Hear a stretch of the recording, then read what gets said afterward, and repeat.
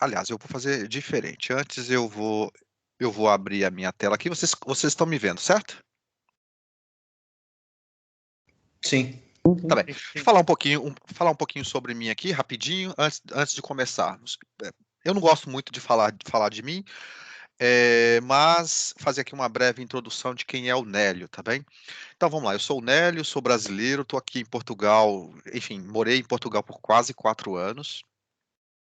E agora, recentemente, eu estou num projeto na Bélgica. Então, nesse instante, eu não estou em Portugal, estou na Bélgica, estou num projeto aqui. Tem 3 meses somente que eu tô na Bélgica. E eu sou engenheiro de dados, eu sou também cientista de dados.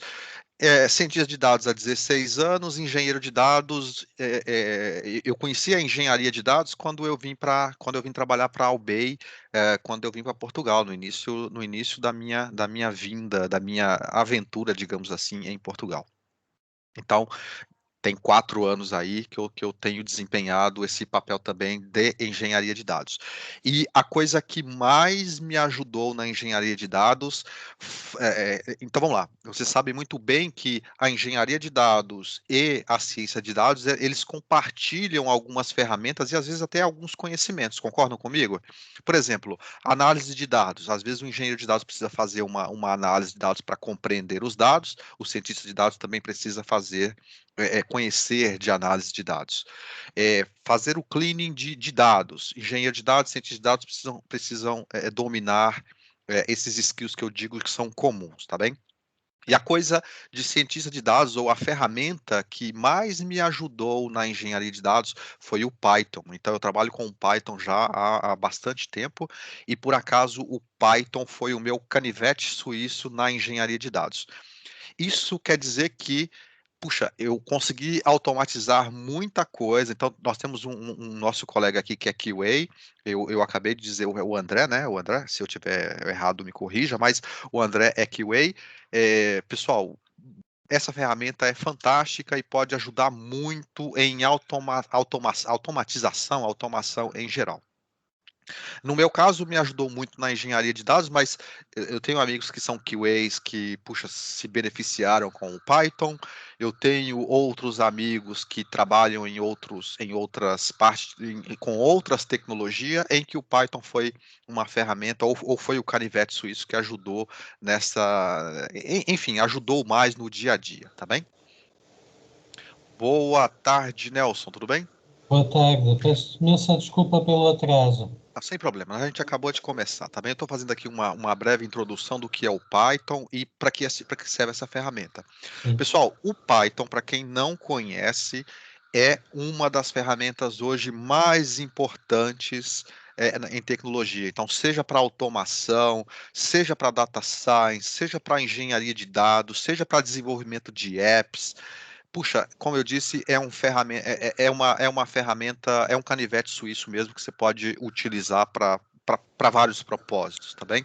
E na definição na página do Python, você vai ver que, de fato, ela é uma ferramenta que tem lá na página do Python diz é uma ferramenta para general purpose, né? Então, ela é utilizada para várias outras coisas, tá bem? Então, eu vim aqui hoje falar para vocês então, quais são as libraries ou quais são as ferramentas, vamos chamar assim as libraries, as ferramentas mais importantes para Python. E aqui eu vou puxar um pouquinho o Python, tanto para a ciência de dados quanto para a engenharia de dados, tá bem? Eu não sei se é o objetivo de vocês, mas aqui também pode ser para desenvolvimento. Então, para quem é software engineer, Python é uma ferramenta muito bacana também, para quem trabalha com desenvolvimento, automação, enfim, como eu disse, você pode usar o Python para atacar várias frentes, tá bem? Então, uma das coisas mais legais. Vocês estão vendo o meu ecrã ou não? Sim, sim. É, O Sim. ecrã não. tá, e agora? Agora sim. Agora sim. Então tá bem. Sim. Então vamos lá. É, antes eu queria pedir para vocês o seguinte, deixa eu fazer uma coisa aqui. Tá bem, aqui. Então vamos lá, o que é que faz, ou o que foi que tornou o Python tão se tornou uma ferramenta altamente utilizada, né? Há várias razões para isso, mas talvez a mais importante é que o Python, e que fez o Python tão popular, é o fato dele ser haver várias libraries. E o que significa, ou o que vocês imaginam ter várias libraries significa o quê? Significa que torna a ferramenta muito mais fácil de se utilizar. Ou seja, vocês já viram, inclusive tem um meme a correr pela internet que é, ele diz o seguinte, ó, import a library que você quer e faça, e simplesmente faça. Então, import e faça. É um pouco isso, é muito fácil. Basta eu importar a library, tá bem? A gente vai ver daqui a pouco um pouquinho disso. Então, importa a library e pronto, executa alguma coisa, tá bem? Então, vamos lá. Então tá aqui, ó. Uma das razões que tornou o Python tão popular é a quantidade de libraries. E aí você tem libraries para atacar vários problemas. Computer Vision, desenvolvimento de machine learning, ferramentas para SQL, ferramentas para lidar com HTTP, requests, ferramentas para lidar com deep learning, enfim, ferramentas para automação, ferramentas para teste, enfim. Infelizmente, o tempo é muito curto e a gente não vai conseguir falar sobre todas. A gente vai falar aqui somente de algumas, talvez as 15 ou 12 principais libraries do Python, tá bem? Mas fica aí, fica aí em resumo que existem muitas outras, tá bem? Muitas outras que podem ser exploradas, tá bem? Então, de novo, o Python é um oceano de libraries. O tamanho da fonte aí tá legal? Tá bom, Aceita tá sim. bom. Tá bem. Sim, sim. Então, o Sim. Python ele é um oceano de libraries, tá bem? E servem para vários propósitos, como eu disse agora há pouco. Aqui nós vamos focar nas 10 tops, as 10 principais libraries do Python. E como eu disse, eu vou focar aqui um pouco no Machine Learning, no Data Science e no Data Engineer, tá bem? Então, quais são essas libraries? O TensorFlow, o Scikit-learn, o NumPy, o Keras, o LightGBM, o CPy e o Pandas, tá bem? Basicamente, eu vou focar nestas libraries, tá bem? Então vamos lá, vamos começar pelo TensorFlow. Alguém aí já nunca ouviu falar do TensorFlow? Tem a Eu, ver com física? Thiago. Alô? Tem a ver com física?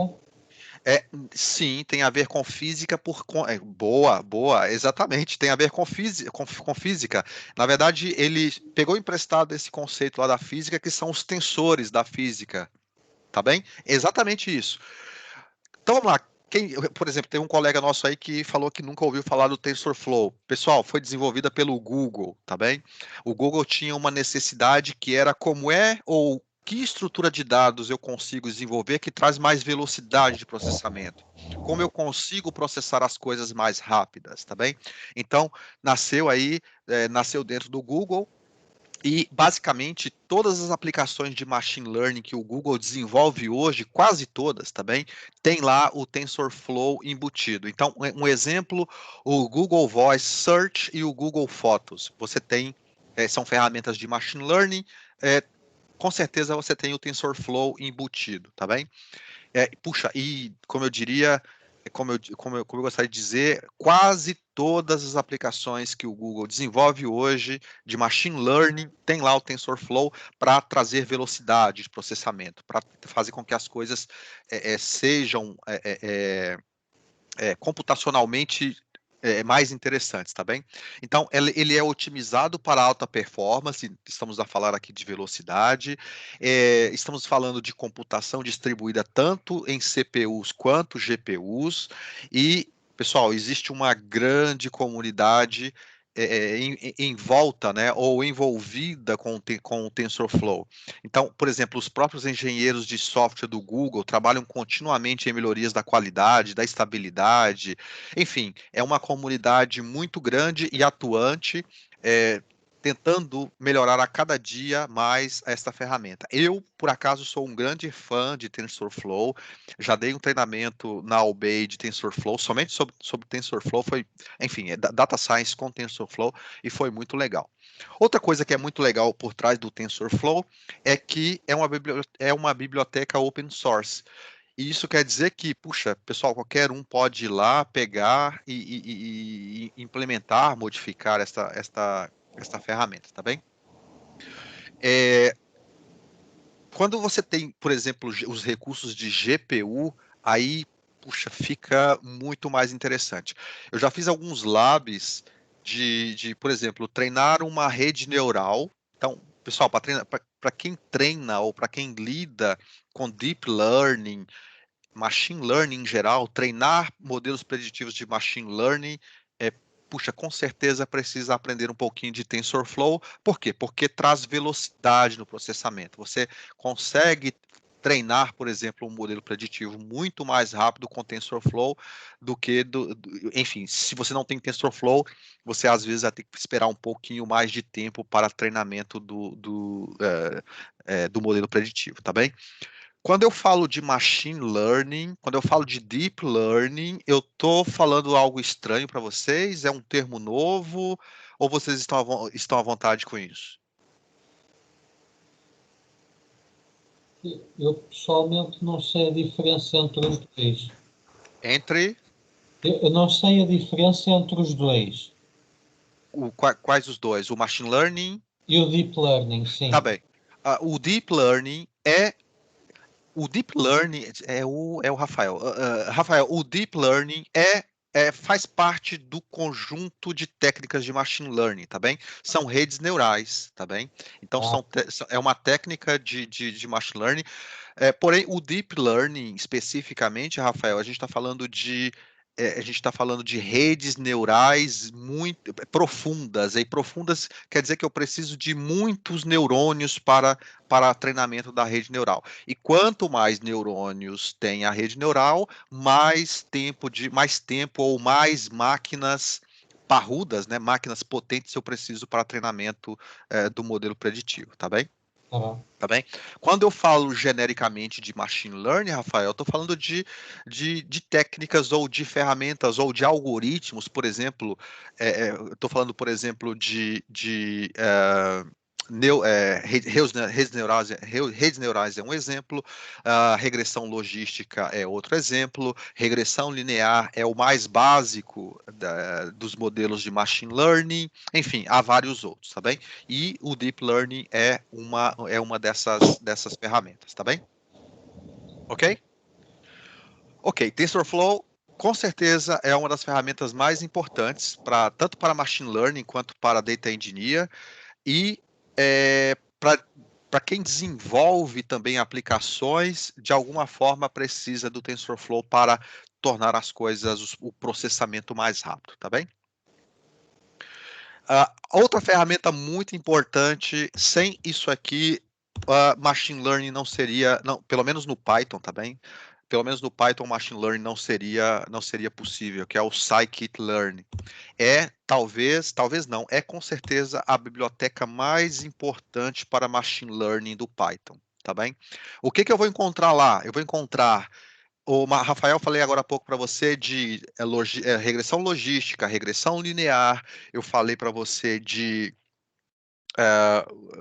redes neurais, enfim, todos esses algoritmos eu consigo importar, eu consigo usá-los através do scikit-learn, tá bem? Então, lá eu vou encontrar ferramentas para construção, validação e como avaliar a importância, por exemplo, das variáveis dos meus modelos preditivos. Outras características muito importantes do scikit-learn é cross-validation. Pessoal, o que é cross-validation? É uma forma de eu validar o quão bom é o meu modelo preditivo. Então, eu vou encontrar, por exemplo, para ferramentas que me digam se o meu modelo preditivo é bom ou não é. Eu vou encontrar ferramentas que me possibilite treinar modelos preditivos cada vez melhores e, obviamente, avaliar a cada momento se esses modelos preditivos são bons ou não, tá bem? Dentro do Scikit-learn, nós vamos encontrar algoritmos tanto supervisionados como não supervisionados. E aí há uma infinidade de algoritmos para cada uma dessas técnicas. Então, eu vou encontrar algoritmos para clustering, para eh, para clustering, para decision tree, por exemplo, é um algoritmo, enfim, pessoal, eu não consigo listar todos os algoritmos que nós, eu não consigo agora, né, pensando assim, de cabeça, listar todos os algoritmos que fazem parte do scikit-learn, mas com certeza, puxa, a lista é bem grande, tá bem? Então, pessoal, sem o scikit-learn, não seria possível desenvolver modelos preditivos utilizando o Python. Quando eu falo de modelos preditivos, desenvolver modelos preditivos, imagina, um exemplo. Eu quero prever eu por acaso estou num projeto como esse hoje. Eu quero prever quantas vendas de cerveja, por exemplo, eu vou fazer, ou a empresa, quantas cervejas ou quantas caixas de cerveja a empresa vai vender amanhã e depois da manhã. Ou seja, no horizonte de 5 dias, quantas cervejas ou quantas caixas de cerveja nós venderemos durante os próximos 5 dias. Isso é um modelo de machine learning, em que eu utilizo os dados do passado, eu utilizo um histórico muito grande de dados do passado para prever o futuro, tá bem? Pessoal, a gente está falando aqui de técnicas estatísticas. Por trás disso, nós temos algoritmos de otimização, tá bem? Que encontra uma equação matemática que me possibilite estimar o valor futuro. Isso parece estranho para algum de vocês ou não? Ele faz isso por padrões? Exatamente, Rafael. Ele faz isso abstraindo ou abstraindo padrões dos dados. E quais são, por acaso que você fez uma pergunta muito interessante, quais são, Rafael, esses padrões? Por exemplo, sazonalidade. Então, quando existe, exemplo, em Portugal, o mês de agosto é um mês de férias, tá bem? Então, o que que o nosso instinto diz? Será que em agosto se vende mais ou menos cerveja do que a média? O que que tu acha? Mais. Mais. Faz sentido, né? As Sim. pessoas estão de férias, estão sem obrigações, não têm que trabalhar, então, puxa, né, tomar uma cerveja. Então, estima-se ou espera-se, né, Rafael, que a venda de cervejas em agosto em Portugal seja maior do que a média. Então, a sazonalidade, né? Puxa, quando eu olho para o passado, eu vejo, olha, puxa, em agosto eu sempre tenho um pico de venda de cervejas, né? Então, puxa, não faz sentido se o meu algoritmo não estima esse pico agora, né? Não faz sentido. Por quê? Porque o histórico, o passado, me diz que tem um pico em agosto, tá bem? Outro exemplo, no Natal, o que vocês acham? Há um pico na venda de brinquedos? Sim ou não? Sim. Por quê? Porque as pessoas compram presentes para as crianças, né? Ou presenteiam umas às outras. Então, faz sentido que o meu modelo preditivo estime uma venda maior de brinquedos, nesse caso em dezembro, do que nos outros meses. Então depende muito do produto que você está vendendo. Eu, por acaso, hoje estou nesse projeto de estimar a venda de cervejas. Então, eu olho para o passado e olho para os padrões, Rafael. Você falou uma palavra muito legal. Eu olho para os padrões. Então, sazonalidade, quando é que eu vendo mais? Feriados, nos feriados eu vendo mais ou vendo menos? Nas férias eu vendo mais ou vendo menos? No fim de semana vendo mais ou... Olha que bacana isso, isso é muito legal. E o Python me ajuda a descobrir, Rafael, quais são esses padrões nos dados, tá bem? Sim. Ele quebra a série temporal em sazonalidade. Em todos sazonalidade, tendência é outro exemplo, né? Então, o que você acha? O número de caixas de cerveja vendidas, ele aumenta, ele está a aumentar ou a diminuir com o passar dos anos? Puxa, tá a aumentar. A uma taxa de quanto por ano? Eu não sei agora quanto que é esse valor, mas é outro padrão dos dados que eu preciso levar em consideração, tá a ver? Bacana. ajudou bastante aqui com a tua interação, Rafael. Para mais alguém aí, quando eu falo de machine learning, prever o futuro, isso é algo estranho? Isso é algo. Puxa, Nelly, você está falando alguma coisa que eu não sei do que estás a falar. Quem aí se sente assim? Ninguém, né? Ninguém mais, né? Bom, caso você. Tá tranquilo. Tá tranquilo, tá bem. Aproveitando, a academia. Puxa, pessoal, acho que vocês têm que interagir mais com a academia, porque a academia está sempre compartilhando treinamentos. Então, treinamentos de data science, bom, eu vou falar de data science, treinamento de data science, para como é que eu descubro padrões nos dados, como é que eu construo um modelo preditivo, como é que eu utilizo o Python para data science, tá bem? Como é que eu faço uma análise de dados? E, puxa, a academia tem esse tipo de coisa lá para ajudar vocês no futuro, tá bem? Então, o Scikit-learn é uma ferramenta, puxa, sem isso não seria possível machine learning com o Python, tá? Outra ferramenta super importante, NumPy, e tudo nasceu aqui, tá? Todas as outras ferramentas do Python derivaram ou derivam do NumPy. O próprio TensorFlow, o TensorFlow é um exemplo. Então, o NumPy é uma das principais ferramentas. E por que ele é tão popular ou tão útil, né? Tão popular e tão útil? Porque ele utiliza matrizes n-dimensionais. E quando a gente lida ou quando eu preciso processar uma matriz n-dimensional, ela é 50, pelo menos, tá bem? Pelo menos 50 vezes mais performático quando eu comparo listas do Python. Então, é uma estrutura de dados em que eu consigo processar os dados mais velozmente. Imagina, por exemplo, que eu preciso fazer, eu necessite, por exemplo, fazer algumas transformações de álgebra linear, encontrar uma inversa. Lembra daquelas coisas lá do cálculo? Eu não sei se todos aqui passaram pelo cálculo diferencial. Eu, por acaso, fui professor de cálculo diferencial na universidade e em muitos momentos precisávamos, por exemplo, de álgebra linear também, precisávamos encontrar uma inversa da matriz e tal. Estão lembrados disso? Pessoal, com NumPy, isso é fácil, fácil, fácil, tá bem? Eu trabalho com matrizes e todos os processamentos que eu preciso fazer de inversa, todas aquelas transformações da álgebra linear saem facilmente com o NumPy. Basicamente, todas as outras libraries do Python são derivadas do NumPy, foram escritas utilizando o NumPy como fonte, tá bem? Tá bem?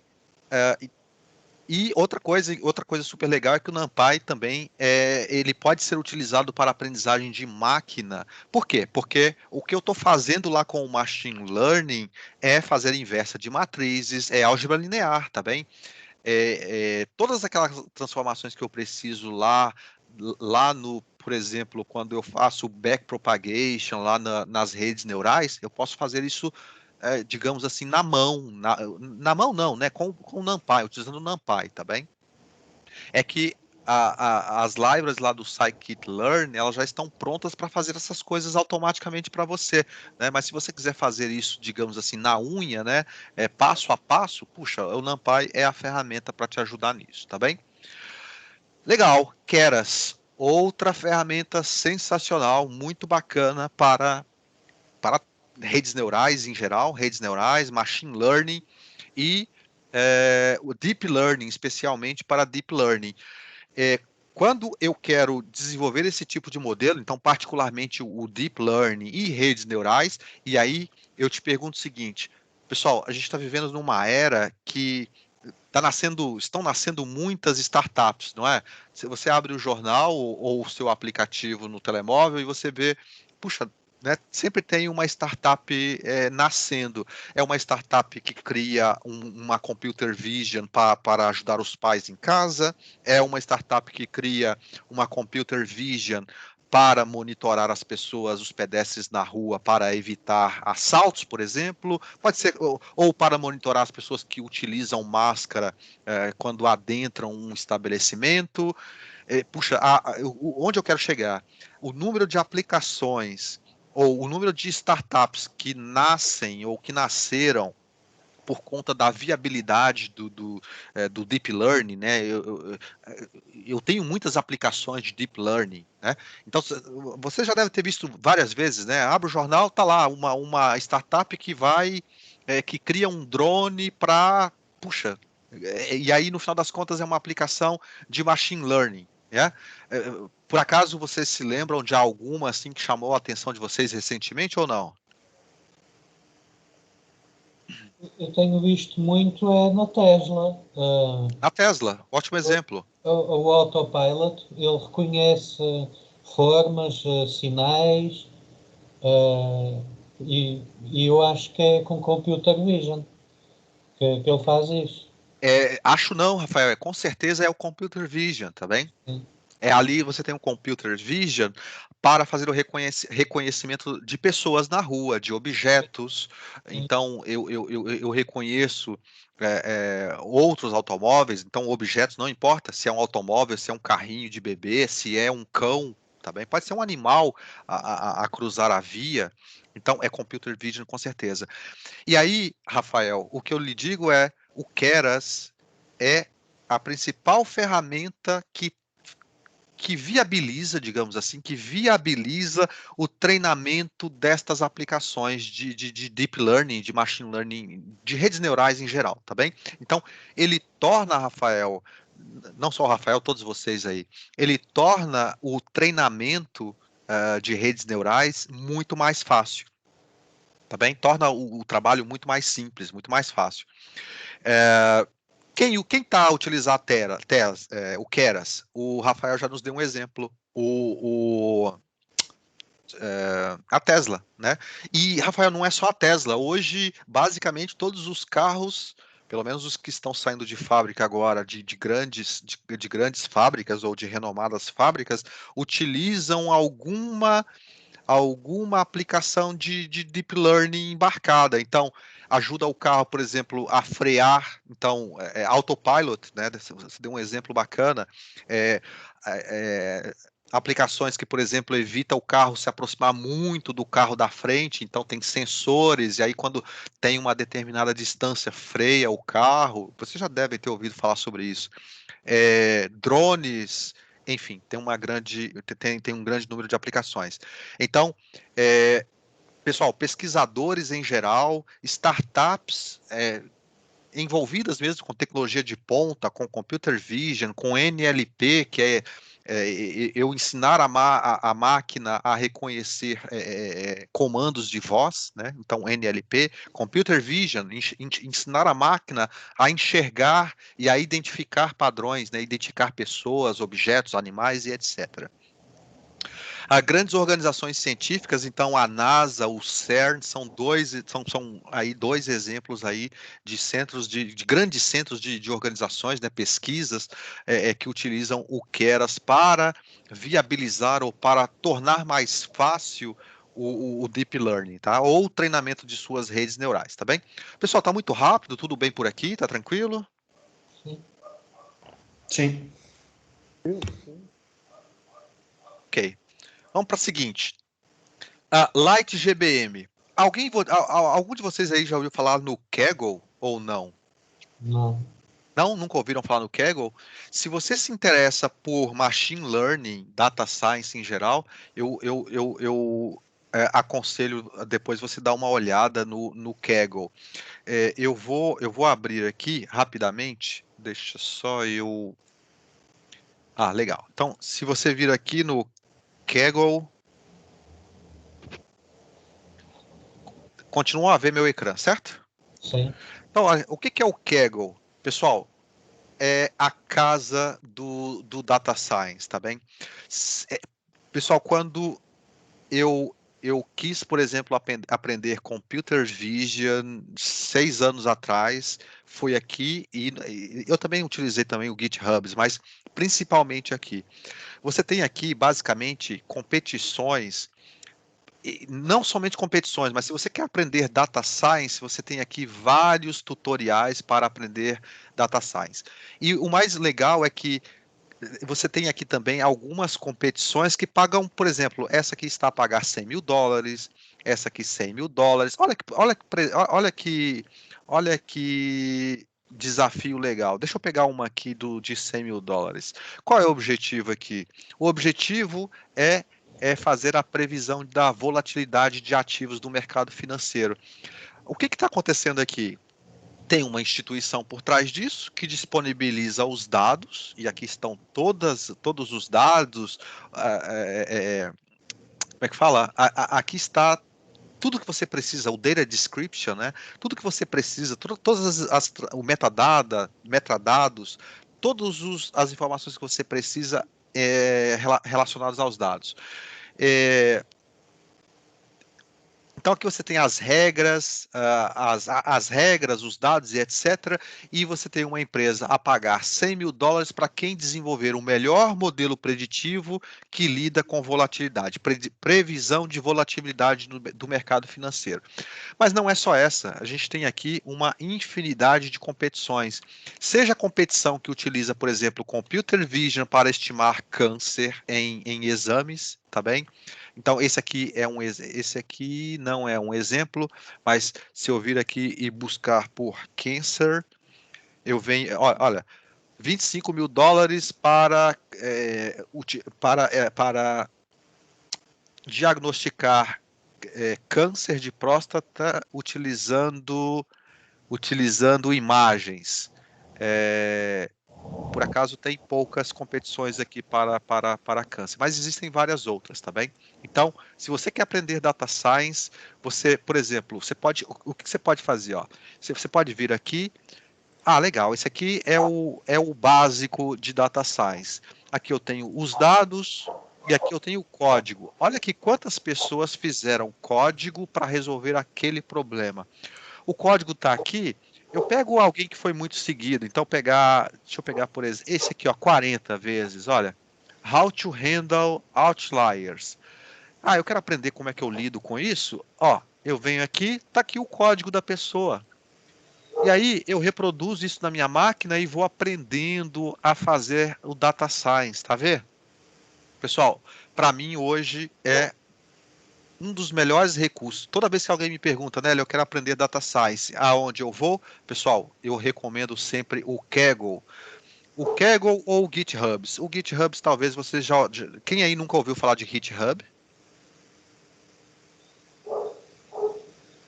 Acho que todos, né? Então, Kaggle é a casa do Data Scientist. Aqui, talvez, é um dos melhores lugares para você pegar códigos, pegar dados e começar a aprender Data Science, tá bem? Tá bem. Vamos voltar aqui para a nossa apresentação.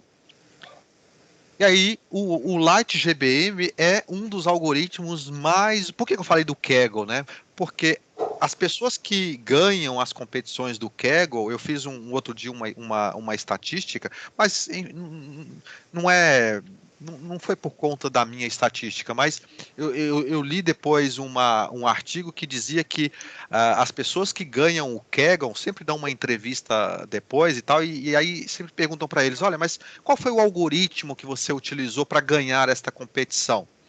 E aí as pessoas acabaram dizendo que era gradient boosting, tá bem? E gradient boosting você usa através da library LightGBM. Então, pessoal, esse gradient boosting, ele é o queridinho, tá bem? É o algoritmo ou é a técnica mais utilizada para ganhar competições do Kaggle. E a gente está falando ali de competições que pagam um bom dinheiro, né? Outro dia eu vi uma competição que pagava $1 milhão, tá bem?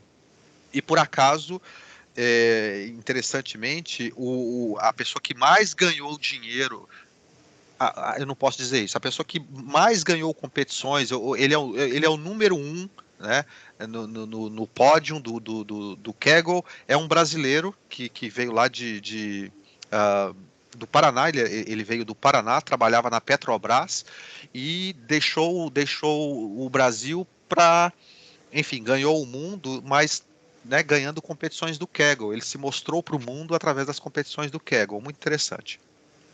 Então, o Gradient Boosting é um dos algoritmos favoritos dos Kaggle Grandmasters, que são as pessoas que estão lá no topo, que dominam, né, o Data Science em geral.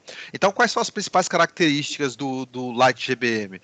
Pessoal, computação muito rápida, ele internamente processa as coisas muito fácil. Ele é muito fácil de utilizar, muito fácil de aprender, tá bem? Ele é bem intuitivo. Eu já utilizei Light GBM muitas vezes e já dei alguns treinamentos, inclusive para a UBEI, treinamentos de Data Science, e eu mostrei o que era o Light GBM e como utilizar o Light GBM. E por acaso nós fizemos uma brincadeira interna que era tem uma base de dados, então eu queria aplicar vários algoritmos naquela base de dados. E aí, por acaso, o Light GBM, né, o Gradient Boosting, ficou ali entre os primeiros ali, tá bem? Então, o treinamento do modelo preditivo ele é muito rápido em comparação com as outras bibliotecas do Python, tá bem? E uma coisa que geralmente é muito chatinha quando se está treinando modelos de machine learning é lidar com os nums, né? Os not a number. Então, o Light GBM ele lida muito bem com isso, tá bem? Ele não produz erros quando ele encontra um num. Tá bem? Basicamente é isso. É uma library, depois eu vou compartilhar com vocês esse material, tá bem? Eu vou disponibilizar para a UBEI, e aí você pode consultar.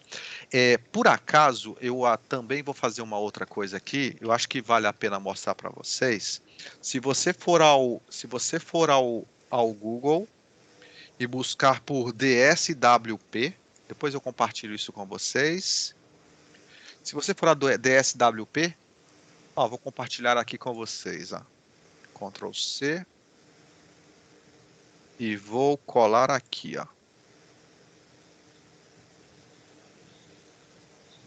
DSWP. O que é o DSWP? É o meu GitHub. E aqui você vai encontrar, pessoal, materiais. Mas foco aqui no Notebooks. Quando você vem a Notebooks, tá vendo esse monte de notebooks aqui, São todos notebooks de treinamentos de data science que eu dou.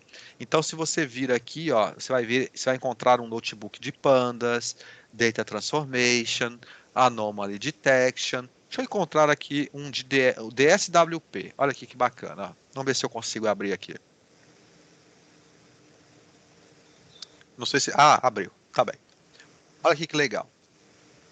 Todos os meus treinamentos de data science estão aqui. E aí, aqui você vai encontrar, deixa eu ver se é aqui, o Light GBM. Aqui, legal, já encontrei aqui, Olha lá, eu importo o Light GBM de onde? Do scikit-learn. Olha que bacana. E aí, utilizo ele para treinar o meu modelo preditivo. Olha que bacana. E aí a coisa fica tudo muito mais fácil, tá bem? Vocês podem pegar o DSWP, eu compartilhei aí com vocês, tá aqui. Se você for ao Google digitar DSWP, vai aparecer o Mef Machado, sou eu.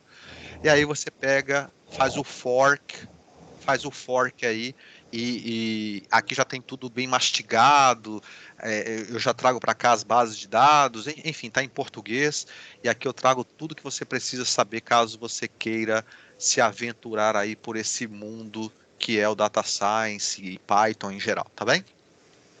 Legal, continuando aqui. Então, F11. Qual é a próxima library? O SciPy. SciPy significa computação científica. Então, é a library que eu utilizo ou que as pessoas... Quando se quer trabalhar com computação científica, utilizam o SciPy. Então, ela é usada principalmente por suas funções científicas, funções matemáticas, todas elas e tudo isso são derivadas do NumPy. Lembra quando eu disse lá atrás que o NumPy é a fonte de tudo? Todas as demais libraries são derivadas do NumPy? Essa é um exemplo. SciPy é derivada do NumPy. Então, funções de estatística, média, mediana, moda, todas as funções estatísticas, percentis, funções de otimização, todas elas que você pensar, funções de processamento de sinal, equações diferenciais, derivadas, álgebra linear em geral, eu encontro tudo aqui no SciPy, tá? Então, o Rafael trabalha com o que, Rafael? Você entende um pouco de física, né? Sim, eu tive física no ISEP. Logo, há muitas coisas aqui que eu compreendo E também tive 4 disciplinas de matemática, por isso tudo o que está aqui Não é novidade para si. não é novidade, não. Boa. Então, puxa, tudo que você. Eu vejo às vezes os estudantes universitários ter alguma dificuldade, né, na álgebra linear. Pessoal, você pode fazer isso tudo com CPy ou com NumPy diretamente, tá bem? Eu particularmente vou direto no NumPy porque eu acho muito intuitivo, eu acho muito fácil. Enfim, eu não tenho problemas. Então, você tem o CPy que torna as coisas. Talvez o NumPy, à primeira vista, seja um tanto. Seja um tanto complexo no início, então o CPy vem de alguma forma tornar as coisas um pouco mais fáceis. Mas eu particularmente já acho o NumPy bem tranquilo, então eu vou direto no NumPy. Legal. E aí chegamos ao Pandas. E aí, pessoal, esta é a biblioteca mais utilizada do Python. Se você lida com processamento de dados, tratamento de dados, transformações de dados, ETL, então eu quero extrair, transformar, limpar, carregar dados, então esta é a library. E aí, por conta disso, ela é talvez a library mais utilizada do Python, tá bem? E vamos lembrar que 80% do trabalho de um cientista de dados, de um engenheiro de dados, ele está associado com entendimento dos dados, eu quero gerar um gráfico, eu quero entender como estão esses dados, eu quero entender se há outliers, se há valores faltantes, eu quero entender se há alguns padrões nesses dados, então se há, por exemplo, volatilidade, se há sazonalidade, tendência, exploração de dados em geral e manipulação de dados em geral. Puxa, eu faço isso com pandas. Mas por que o Panda se tornou tão popular, digamos assim? Porque ele é muito intuitivo, é muito fácil. Então, simples comandos, né, com comandos muito simples, você consegue fazer coisas muito legais. E aí eu acabei de mostrar para vocês a minha library. Eu acabei de mostrar para vocês o DSWP. Se você vir aqui de novo no DSWP, no Math Machado, você vai encontrar lá no Notebooks. Eu dou um Ctrl F aqui e procuro pandas, tá vendo? Então, esse notebook aqui é um notebook. Puxa, pessoal, isso aqui tem 1000 linhas, é gigante esse notebook. E olha que legal, eu trago aqui várias referências de como aprender pandas, as melhores, tá bem? Não dá para trazer também tudo, mas as principais referências de pandas. Olha, puxa, tem muita coisa legal aqui, ó. Quando utilizar pandas, é, quando eu estou diante do Big Data, quando não é Big Data, se eu estou lidando com petabytes, tá bem? E aí, ó, entro aqui para explorar todos os aspectos relacionados ao Pandas de uma forma simples, didática, tá bem? Como fazer pesquisas, como transformar dados, como renomear colunas num data frame, como substituir valores faltantes, como lidar com outliers. Olha, tudo aqui, ó, tudo que você precisa saber de Pandas, acrescentar linhas a novas colunas, enfim, tudo que você precisa saber de Pandas você vai encontrar nesse notebook. Eu recomendo fortemente você visitar este notebook depois. E eu costumo dizer que, olha, tudo que você precisa de pandas, você vai encontrar aqui nesse notebook pandas, tá bem? Ok. Então, pandas torna a manipulação, o ETL, a descoberta do conhecimento. Então, tudo que os cientistas de dados, né, ele precisam, né, processar os dados, ele precisa mastigar os dados antes de construir modelos preditivos. Então, Pandas certamente é uma das libraries mais importantes que ele precisa aprender para fazer isso, tá bem? E outra ferramenta super legal e super populares são essas duas libraries aqui, o Seaborn e o Matplotlib. O Matplotlib veio antes, tá bem? E aqui nós estamos a falar de ferramentas para data visualization. Então, puxa, eu quero fazer um gráfico de dispersão, um gráfico de pizza, tabelas, um gráfico de barras, um histograma, eu quero fazer um gráfico de linha. Pessoal, não importa o gráfico que você queira fazer. E essas duas ferramentas são o Matplotlib e o Seaborn ele é derivado do Matplotlib. Se você quer um gráfico mais bonito, então eu costumo dizer que o Seaborn,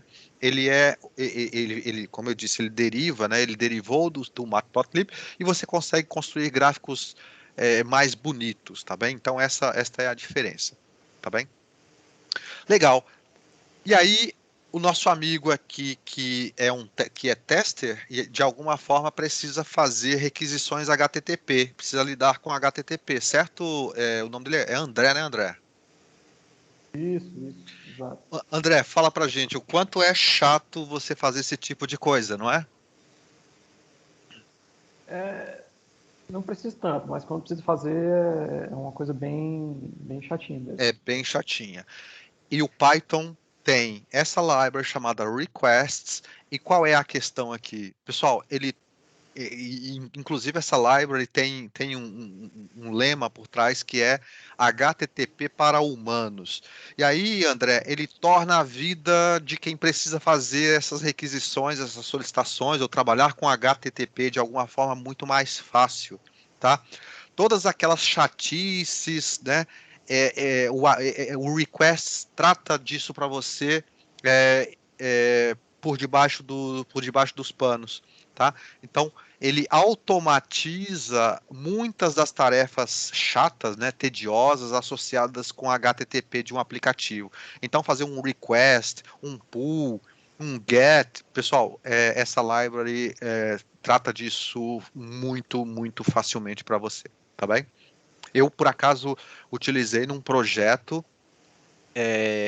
foi num projeto de engenharia de dados, eu estava requisitando dados e, puxa, sem essa library não seria possível fazer. Inicialmente eu comecei a fazer sem essa library e aí, puxa, eu não consegui avançar porque é chato mesmo, porque as coisas não... Você precisa fazer muitas coisas, você precisa cuidar de muitas coisas. E com o requests, pronto, tornou a minha vida muito mais simples, muito mais fácil. Tá bem? E lá atrás nós falamos de deep learning, falamos de machine learning, mas aqui tem, né, de forma destacada, uma outra library que é o OpenCV. E o Rafael lá atrás já falou para a gente, né? Computer Vision. Então a Tesla é um grande exemplo de aplicações do OpenCV ou do Computer Vision em geral, tá?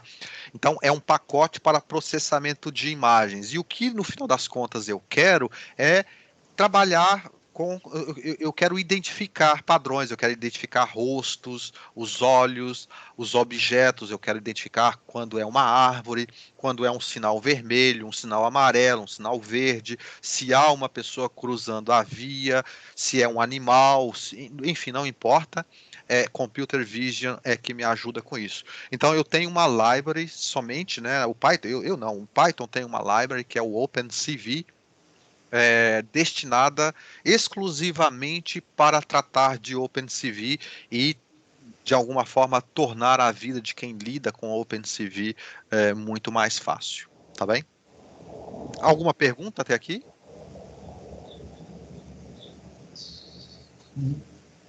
Não. Olha, eu tenho aqui assim uma pergunta, Thiago. Quando você estava falando, tá me ouvindo? Sim, te ouço. Quer abrir a câmera? Eu estou aqui numa condição tá bem. aqui que não tá muito favorável, mas estou aqui com um pequeno também. Tá bem, sem problema. Mas o que eu queria te perguntar é assim, quando você fala do request e dessa integração com o HTML, a pensar assim de uma forma geral, é como se tem aquelas outras bases de dados, por exemplo, um SQL ou o que seja, aqui eu estou a trazer informação de uma fonte SQL, de uma API, por exemplo. De uma API, de uma coisa assim, nessa ideia, né? Exatamente isso. Tá? Eu quero consumir dados de uma API, ou eu quero consumir dados enfim, de um outro banco de dados, tá bem? Tá? O requests aqui, ele trata dessa chatice de autenticar, tá bem? Então, ele autentica e vai lá e traz os dados para mim, tá bem?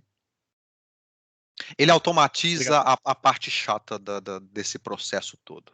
Sim, porque a outra alternativa que seria aquela, talvez a parte chata que você diz é gerar os arquivos CSV, etc, e ficar manipulando esse monte de informação que no final, isso daqui parece-me que automatiza tudo isso. Automatiza tudo isso. Ele automatiza tudo isso com um JSON por trás, tá bem? Tá bem? E aí ele encapsula isso tudo num JSON e pronto, torna a nossa vida muito mais fácil. Exatamente.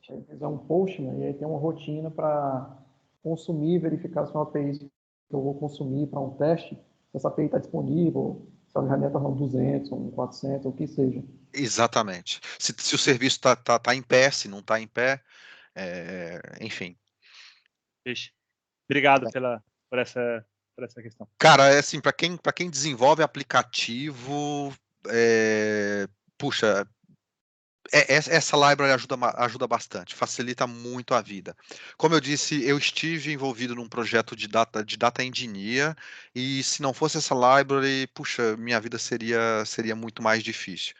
Por quê? Porque ele me ajuda, né? Como eu disse, ele ajuda com a parte chata da coisa, tá bem? E outra coisa, ele é muito fácil de usar. A outra grande vantagem é a facilidade. Você importa, passa as credenciais ou o token, tá bem? Ele autentica e começa a trazer os dados para você.